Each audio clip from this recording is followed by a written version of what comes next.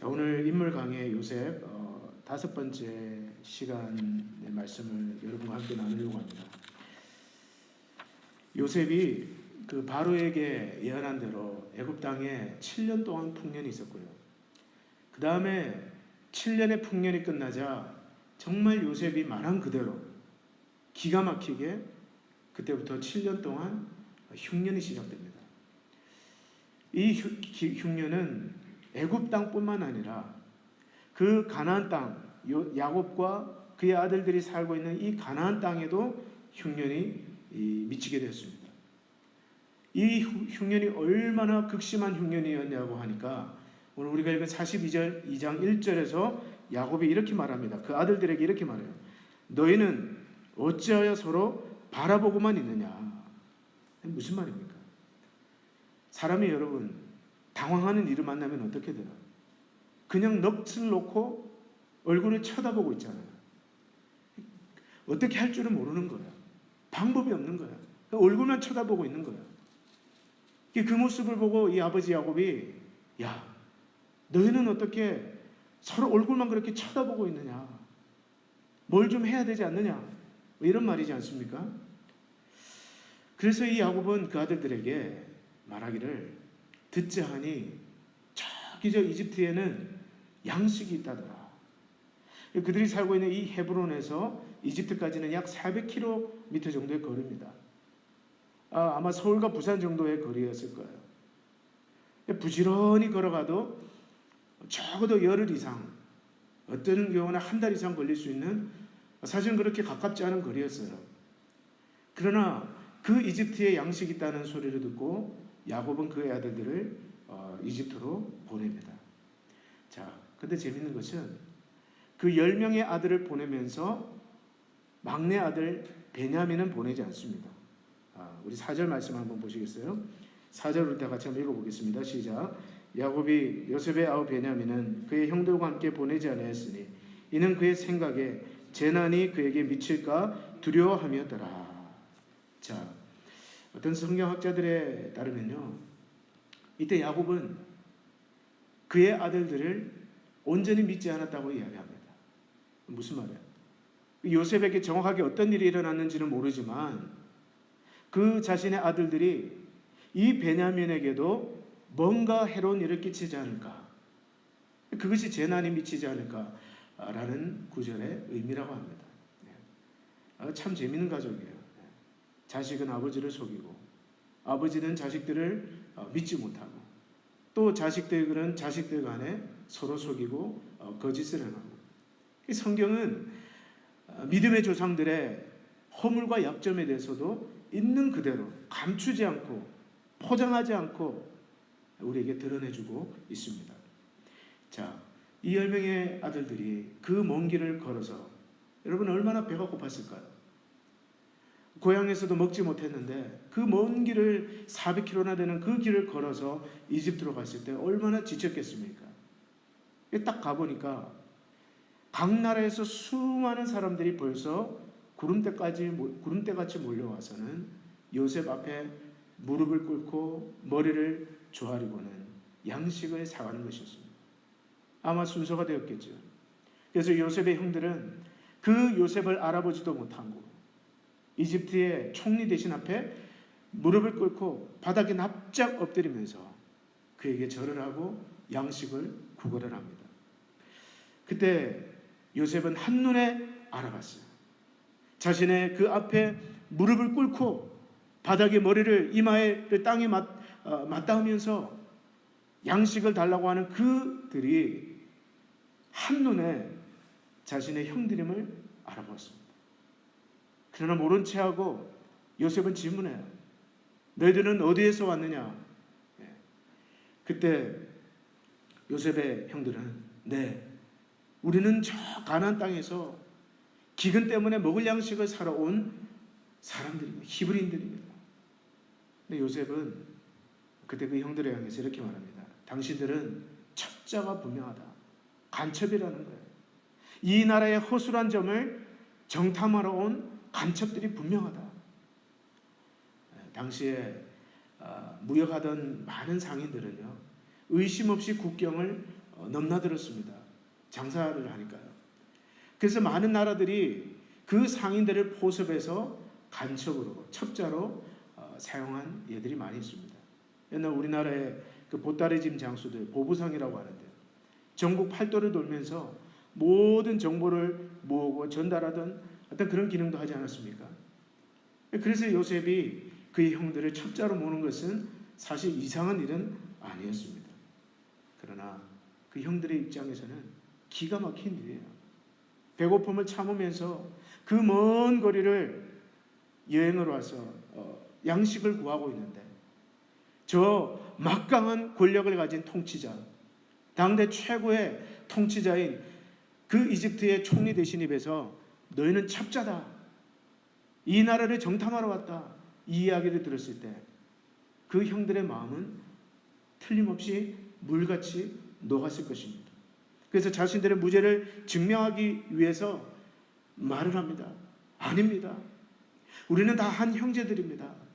한 아버지 밑에서 난 형제들입니다. 원래는 12이 있었는데 막내 아우는 지금 집에 있고 아버지와 함께 집에 있고 또 하나는 잃어버렸습니다. 요셉이 그 말을 듣고 있을 때 얼마나 가슴이 아프고 기가 막혔겠습니까? 여기서 잃어버렸다는 것은 원문에 따르자면 죽었다는 표현이에요. 형들은 아마 자신들이 그 22년 전에, 정확하게 22년 전에 일어난 일이거든요. 22년 전에 자신들이 그 노예로 팔았던 동생 요셉이 죽었을 것이라고 생각했던 겁니다. 그 얘기를 쭉 듣고 있던 요셉이 아니다, 너희들은 틀림없이 첩자가 분명하다. 그러면서 요셉은 그 형들에게 제안을 하는데요. 너희 모두 다 여기 남아있고 너희 말이 만약에 진실하다면 너희 중에 한 사람만 고향으로 돌아가서 너희 막내 아우를 데리고 오라. 그러면 너희들이 첩자가 아닌 줄 알겠다. 너희들이 진실하다는 것을 알겠다. 그리고는 그 형제들을 모두 다 그날로 애굽의 감옥에 가둬놓습니다. 자, 여러분, 요셉의 형들은 그 3일 동안 감옥에 갇혀 있으면서 무엇을 생각했을까요? 양식을 구하러 왔는데, 그냥 먹고 살려고, 살아보려고 왔는데 뜬금없이, 난데없이 청천벽력과 같이 그 이집트의 감옥에 첩자로 몰려서 갇혔을 때 그의 형들은 무엇을 생각했을까요? 아마 서로 아무 말도 주고받지 않았지만 아마 정확하게 22년 전에 자신들이 그 막내 동생 요셉에게 행했던 그 죄를 떠올리지 않았을까요? 그 부분을 짐작할 수 있는 대목이 또 나중에 나옵니다. 21절에 보시면 21절 우리 다 같이 한번 읽어보시겠어요? 창세기 42장 21절 다 같이 읽습니다. 시작. 그들이 서로 말하되 우리가 아우의 일로 말미암아 범죄하였도다. 그가 우리에게 애걸할 때에 그 마음의 괴로움을 보고도 듣지 아니하였으므로 이 괴로움이 우리에게 임하도다. 네. 그들은 3일 동안 감옥에 갇혀 있으면서 비로소 자신들이 22년 동안 감추어왔던, 그러나 지워지지 않았던 그 마음의 죄책감을 털어놓습니다. 우리가 이 일을 당한 것은 바로 그 우리의 아우의 일 때문이다. 자, 3일이 지나고 요셉은 그의 형제들을 다시 불러냅니다. 그러고는 말하기를 너희가 만약 진실하다면 너희 중에 한 사람만 남고 모두 다 일단 너희 고향으로 돌아가라. 내가 곡식을 내어줄 테니 그 곡식을 가지고 가서 너희 가족들이 그 허기를 면하라. 그러나 반드시 너희는 막내 동생 베냐민이죠. 베냐민이라고 말하지 않지만 그 막내 아우를 반드시 여기로 데려와야 된다. 그래야 너희들이 첩자가 아니라 진실하다는 것을 내가 알 것이다. 그리고는 놀랍게도 요셉은 그 10형제 가운데서 시므온을 택합니다. 오늘 말씀해 보시면 몇 절인가요? 24절에 보시면 이렇게 얘기합니다. 요셉이 그들을 떠나가서 울고 다시 돌아와서 그들과 말하다가 그들 중에서 시므온을 끌어내어 그들의 눈앞에서 결박하고. 저는 이 장면을 보면서 그 형제들의 표정이 한번 정말 궁금합니다. 아마 입이 딱 벌어졌을 거예요. 아니, 저 이집트 사람이 어떻게 우리 둘째 형 루벤, 장자가 루벤이고 그 다음에 시므온인데 어떻게 시므온을 꼭 찍어서 냈을까? 셋째도 아니고 넷째도 아니고 다섯째도 아니고 여섯째도 아니고 둘째, 왜 하필 시므온일까? 여러분, 왜 시므온을 찍어냈을까요? 그의 형제들이 집으로 갔다가 다시 이집트로 돌아오기 위해서는 앨리스트 원 month입니다. 적어도 한 달 이상이에요. 가는데 오는데 또 고향에서 또 자초지종 설명하고 또 사무 보고. 그 애굽의 감옥에서 이 시몬이 한 달 이상을 지금 갇혀 있어야 되는데 왜 하필 시몬인지 궁금하지 않습니까? 네. 별로 안 궁금한 표정으로 다 저를 쳐다보고 계신데 전통적으로 유대인 학자들에 따르면 왜 시몬을 요셉이 찍어내느냐, 또 왜 시몬은 그 형제들이 고향을 다녀오는 그 긴 시간 동안 감옥에 갇혀 있어야 되느냐. 요셉이 양치는 그 형들을 찾아왔을 때, 그리고 보라, 저기 꿈꾸는 자가 오는도다. 우리가 그를 죽이고 그의 꿈이 어떻게 되는지 보자. 이 말하고 선동한 사람이 시므온이라는 거예요. 여러분, 장자 루벤은 어떻겠습니까? 아니다. 그 애를 죽이지는 말자. 그래도 우리 형제 아니냐. 오늘 22절에도 나오잖아요. 루벤이 그들에게 대답하여 이르되 내가 너희에게 그 아이에 대하여 죄를 짓지 말라고 하지 아니하였더냐. 내가 20년 전에 너희들한테 그 말 하지 않았냐, 이 말입니다. 그래도 너희가 듣지 아니하였느니라. 그러므로 그의 피값을 치르게 되었도다. 하다못해 그 유다도요, 동생을 죽이지는 말고 상인들에게 팔자고 제안을 했습니다. 그런데 그 형제들을 선동해서 저 꿈꾸는 녀석을 죽이고 그 꿈이 어떻게 되는지 우리가 한번 지켜보자 라고 말했던 것이 시므온이라는 거예요. 여러분, 야곱의 그 아들 중에서 시므온은 굉장히 성격이 조금 잔인한 캐릭터였습니다. 그래서 우리가 저번에 살펴본 것처럼 자신의 여동생이 세겜 땅에 놀러 갔다가 성폭행을 당했을 때 시몬이 어떻게 반응을 합니까? 다 할례를 받고 그 세겜의 남자들이 아파서 누워있는 그 순간에 기습을 해서 칼로 세겜 남자를 모조리 죽여버려요. 그것이 바로 시몬이 한 짓입니다. 그래서 그 아버지 야곱은 마지막에 죽으면서 그 아들 시몬에게 축복하는 기도를 아들들에게 다 하면서 이 시므온에게는 뭐라고 이야기했느냐면 창세기 49장 5절로 6절에 이렇게 얘기했습니다. 그들의 칼은 폭력의 도구로 그들은 분노대로 사람을 죽이고 혈기대로 소의 발목 힘줄을 끊었도다. 분노대로 사람을 죽이고 그의 혈기대로 소의 발목 힘줄을 끊었다. 이 말은 소를 잔인하게 죽였다는 이야기예요. 자, 결국 여러분, 시므온은요, 야곱의 12지파 중에서 가장 작은 포션의 땅을 기업으로 받습니다. 다른 지파들이 다 기업을 각자 자기 몫을 받을 때 그 시므온은 가장 작은 몫을 땅을 기업으로 분배받게 됩니다. 여러분, 여기에서 우리는 무엇을 깨달을 수 있을까요? 시므온의 캐릭터는 그런 캐릭터였습니다. 분노대로 사람을 죽이고 또 혈기대로 소의 발목 힘줄을 끊는.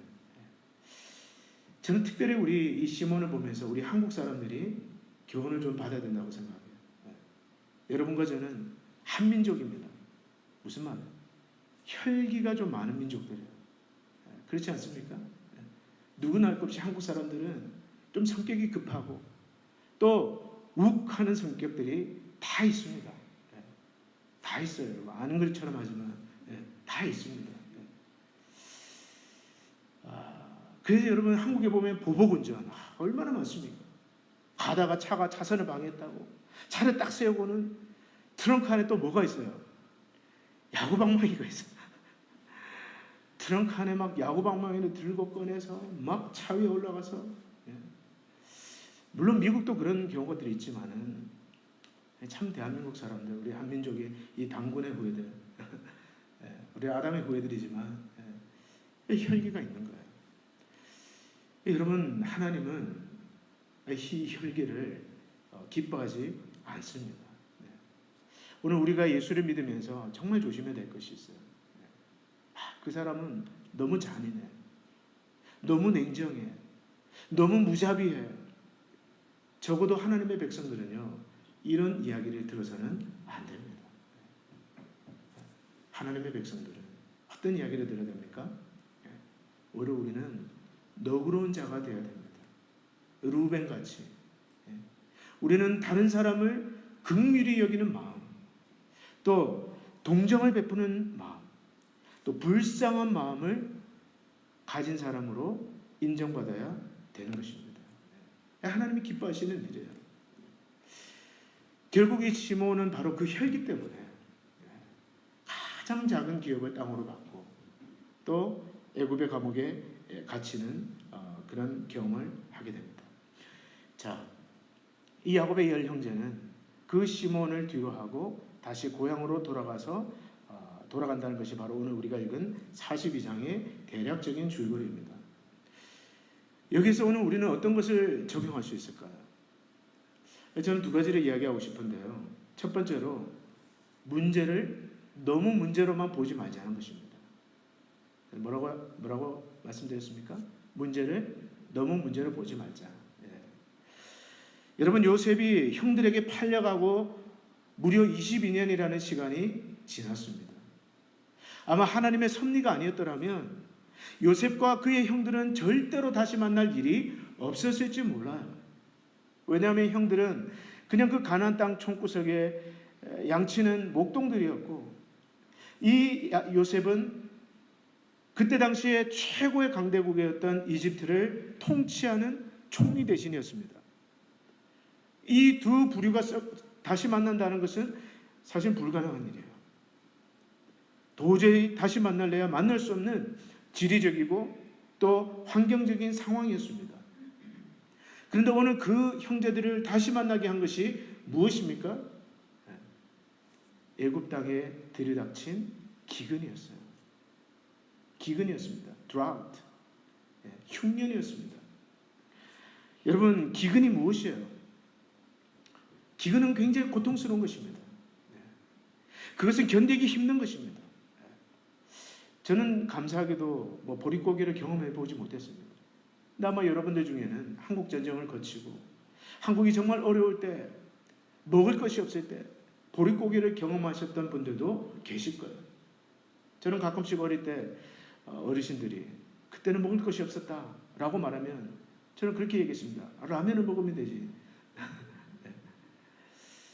여러분, 3일 굶고 남의 집 담 넘지 않은 사람 없다는 얘기 있잖아요. 사람이 배고프다는 것은 굉장히 보통스러운 일입니다. 그렇지 않습니까?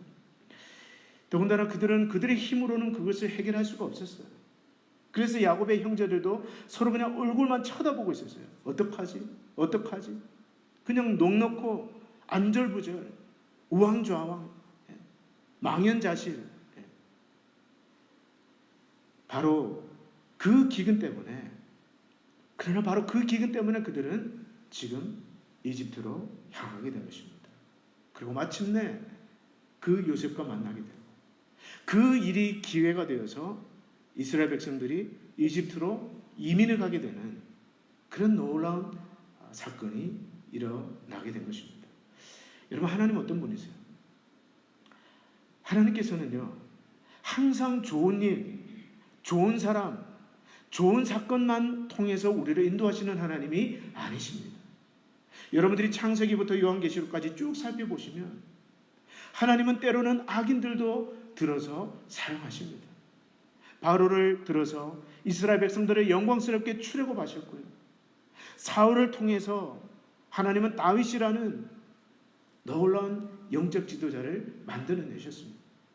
그런가 하면 타락한 제사장 엘리의 시대에 하나님은 그의 밑에서 사무엘이라는 민족의 영적 지도자를 만들어내셨어요.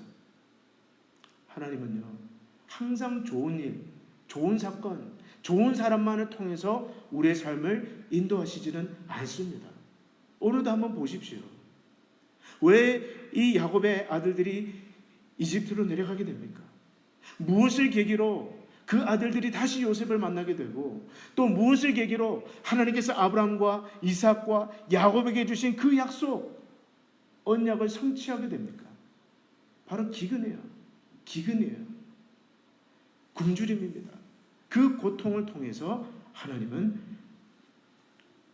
그 이스라엘의 삶을 인도해 나가셨던 것입니다. 대부분 상담을 공부하시는 분들을 보면요, 저도 상담에 대해서 굉장히 관심을 많이 가지고 정식적인 학위는 없지만 상담에 대한 책을 한 30권 이상 정도 읽은 것 같아요. 지금도 관심이 있고요. 근데 제가 상담을 하시는 분들을 보면, 굉장히 유명한 상담가들을 보면 특징이 있는데요, 그분들 대부분이 어렸을 때 또는 성장기에 상처나 상실이나 고통을 경험한 분들이라는 겁니다. 거의 예외가 없어요. 평범하게 자라고 좋은 가정에서 편하게 자란 분들 중에 상담으로 영향력을 끼친 분들은 많이 없는 것 같습니다. 대부분 상처를 받았거나 정서적인 고통을 받았거나, 부부 상담가로 유명하신 분들을 보면 거의 다가 어떤 경우냐면 자기들이 결혼해서 위기를 경험한 분들이에요. 자신들이 결혼해서 부부가 이혼 직전까지 간 분들, 그 가운데서 상담을 알게 되고 상담을 받고 책을 읽고, 그러면서 자신들의 문제를 발견하고 그것을 해결하는 과정을 통해서 다른 사람을 치유하는 자리까지 가게 된 겁니다. 거의 틀림이 없어요. 자녀 상담하시는 분들도 그렇습니다. 한국에 자녀 상담하시는 분들, 또 유명한 분들, 그분들 대부분이 보면요, 자식들이 문제가 많았던 분들이에요. 자식들과의 관계가 나빴던 분들. 그러나 그것을 어떻게든 풀려고 기도하고 연구하고 고민하다 보니까 어느새 자신들도 치유될 뿐만 아니라 다른 사람들을 상담해 줄 수 있는 그런 자리까지 나가게 된 것입니다. 무슨 말이에요? 그 문제를 통해서 소명을 발견하게 된 거라. 저에게도 여러분 은퇴 후에 꿈이 있습니다. 조금 나이 드신 분들은 용서하고 들으십시오. 제가 저희 아내하고 그냥 하는 이야기가 그겁니다. 지금부터 조금씩 공부하면서 상담을 같이 공부하는 거예요. 저도 공부하고 저희 아내도 공부하고. 그래서 65세 은퇴하고 나면 하고 싶은 일이 있어요. 문제가 있는 부부들, 상처가 있는 부부들, 어떤 그런 분들을 상담하는 거예요. 집으로 와서 상담해주고 부부가 같이 그런 꿈을 가지고 있습니다. 아마 제가 평탄한 가정 가운데서 사랑만 받고 자라고 또 정서적으로 문제없이 자랐더라면 아마 저는 그런 이해를 하지 못했을 거예요. 고통받는 분들의 마음, 또 우울한 마음을 가진 분들, 상실을 경험한 분들, 또 문제를 가진 분들, 결혼하고 그 관계 속에서 문제 있는 분들을 100% 아마 이해하지 못했을 거예요. 그럼 무엇입니까? 저의 개인적인 상처를 통해서 하나님께서 저 자신을 먼저 보게 하고 저의 가정을 먼저 보게 하고 또 한 걸음 더 나아가서는 다른 사람들을 치유할 수 있는 어떤 그런 자산으로 만들어 주신 것입니다. 그래서 여러분 Wounded Healer, 여러분 기회가 되신다면 한번 읽어보십시오. 그렇게 쉬운 책은 아니에요. The Wounded Healer, 상처 입은 치유자. 헨리 나우엔이 쓴 책인데요. 대표적인 책인데요. 그 책에서 그는 이렇게 말합니다. 기독교 지도자에게 주어진 소명은 우리의 고통 뒤에는 위대한 것, 즉 우리가 그 형상을 따라 지음받은 하나님의 얼굴이 숨겨져 있다는 사실을 일상의 일들 속에서 확실히 보여주는 것이다. 자, 무슨 말이냐면 오늘 저와 같은 목회자들 그리고 영적 지도자들의 소명은 우리가 살면서 경험하는 그 고통 뒤에 하나님의 얼굴이 숨겨져 있다는 것을 알게 하는 것이다. 오늘 이 기근이라는 문제 뒤에 하나님은 그 이스라엘 백성들이 믿음의 조상 아브라함과 이삭과 야곱에게 주셨던 그 약속을 이루어 가시는 통로로 기근을 사용하셨습니다. 이 기근 뒤에는 하나님의 손길이, 보이지 않는 손길이 담겨져 있었던 거예요. 바로 그런 것을 보여주는 것입니다. 고통이라는 가면을 쓰고 우리를 찾아오시는 하나님을 만나게 해주는 것이 바로 기독교 지도자의 소명이라는 뜻입니다. 여러분 지금 어떤 문제를 가지고 있습니까? 여러분에게 고통을 주는 문제가 무엇이에요? 어떤 분들은 부부간의 고통, 남편과의 어떤 갈등의 문제를 가지고 계신 분도 계실 것이고, 또 어떤 분들은 어떤 자녀에 대한 고통이 있을 수도 있습니다. 내 마음대로 되지 않는 자식, 또 자식의 문제, 자식의 어떤 참 그런 문제로 여러분 고통하는 분들도 계실 것이고요. 또 재정적인 문제들, 사업의 문제들, 또는 이것저것 다 외적인 환경은 만족스럽지만 마음속에 어떤 해결되지 않는 정서적인 갈등들, 우울한 마음들, 상한 마음들, 여러 가지 문제들이 여러분 안에는 있을지 모릅니다. 그러나 여러분 그 문제를 문제로만 보지 마시기를 바랍니다. 그 문제 속에 하나님의 섭리가 무엇인지를 깨닫게 해달라고 기도하시기를 바랍니다. 여러분 그렇게 고백하세요. 이 문제 속에 답이 있을 줄 믿습니다. 그리고 이 문제를 통해서 하나님 반드시 내가 전에 경험하지 못했던 축복으로 인도하실 줄 믿습니다. 마치 이 기근이라는 상황을 통해서, 이 굶주림이라는 고통을 통해서 하나님은 보이지 않는 그 손길로 요셉과 형제들을 만나게 하시고 그 야곱의 가문에 주신 그 약속을 이루어 가시는 것처럼 하나님은 여러분에게 있는 그 문제를 통해서 하나님은 그것을 마침내 선으로 바꾸실 것을 믿는 것입니다. 첫 번째로 문제를 문제로만 보지 말라는 것입니다. 또 둘째로 이 이야기에서 오늘 적용할 수 있는 원리는요, 여러분과 제가 항상 놓지 말아야 될 진리가 있습니다.